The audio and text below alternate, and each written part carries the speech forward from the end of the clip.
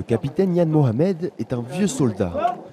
Dans les années 90 déjà, il combattait les talibans aux côtés du commandant Massoud. Son statut d'ancien moudjahidine fait donc de lui un chef respecté.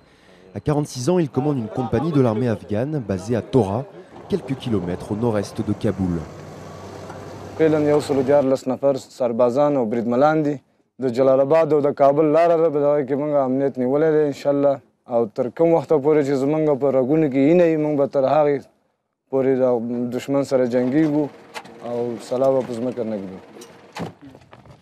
militaires français, le capitaine Mohamed les connaît bien.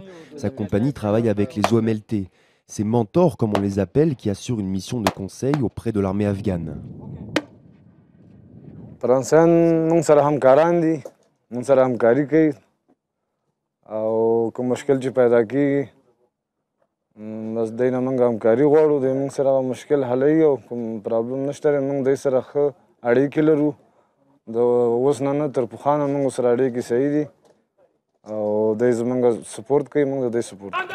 Depuis peu, la compagnie du capitaine est renforcée d'une section médicale. Les militaires afghans qui la composent sont avant tout des infirmiers, mais novices pour la plupart. Et là encore, ce sont des OMLT spécialistes de la médecine au combat qui assurent leur instruction. À la cuisse hémorragique, ça saigne beaucoup. On va juste arrêter ici en zone orange pour rapidement poser un garrot pour stopper l'hémorragie, parce que sinon la victime va perdre son sang rapidement et peut malheureusement mourir. Très bien, première leçon. Donc, premier contact. Bon, il y a un passif, ils ont de l'expérience, ils savent faire. L'idée, c'est d'homogénéiser quand même leur façon de travailler. Il s'agit de travailler de la même façon, qu'on parle le même discours. Aussi bien prendre un médic US ou un médic français ou un médic afghan et dire voilà, on travaille tous de la même façon et on sauve des vies de façon aussi efficiente. Sur le camp de l'armée afghane, les cours se font par le biais d'interprètes. Aujourd'hui, l'instruction consiste en l'évacuation et la prise en charge des blessés. Les exercices se déroulent sous l'œil du lieutenant Khoulam, le responsable de la section médicale.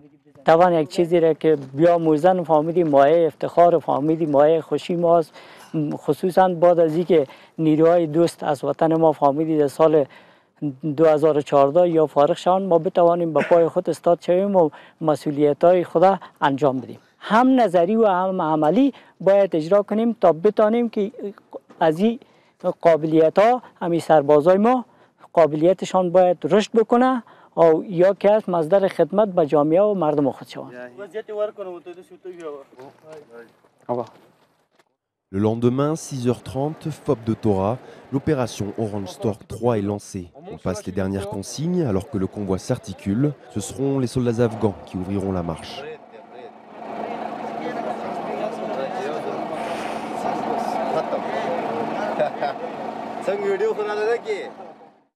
L'opération va se dérouler dans la vallée de Tizine, une vingtaine de kilomètres plus au sud. Sur la route, on croise des Koutchis, les derniers nomades de l'ethnie Pashtun. Et puis, au fur et à mesure que l'on progresse dans la vallée, le paysage devient désertique. Les populations qui vivent ici sont majoritairement des agriculteurs. Ce sont eux que les militaires afghans ont conviés à une grande assemblée traditionnelle appelée Shura. Alors que les chefs de village et les habitants de la vallée affluent, le colonel Khahir, le supérieur hiérarchique du capitaine Mohamed, vient inspecter le dispositif de sécurité de ce dernier.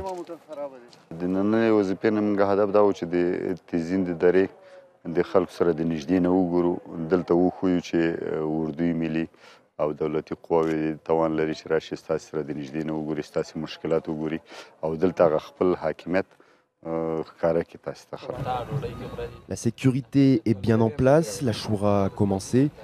La vallée de Tizine est une zone d'ordinaire assez calme, alors pour les soldats afghans, l'ambiance est à la décontraction.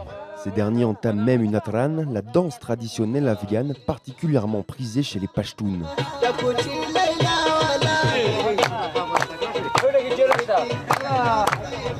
Oui, ça surprend toujours de les voir danser comme ça en plein milieu des montagnes. C'est des moments voilà, simples, de plaisir, qui partagent entre eux. Voilà. Et si jamais la situation n'était pas bonne ici, ils ne feraient pas ça. Ils feraient pas ça. Ils ont un grand sens du terrain et de ce qui peut se passer. Et ils ont des informations sur ce qui se passe dans la région. Donc même avant d'arriver dans un endroit, sauf grande exception, ils savent ce qui va se passer.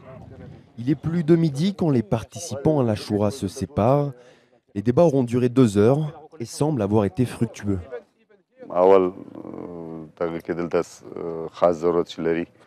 دغه کورونو ته استنادي دیوالونه دي چې سیلاب نه مخنیوي وکړي او دغه اوس خلک تللي دي انجینران د سیمیک د فرانسوي قطعاتو چې د نږدې نه وګوري.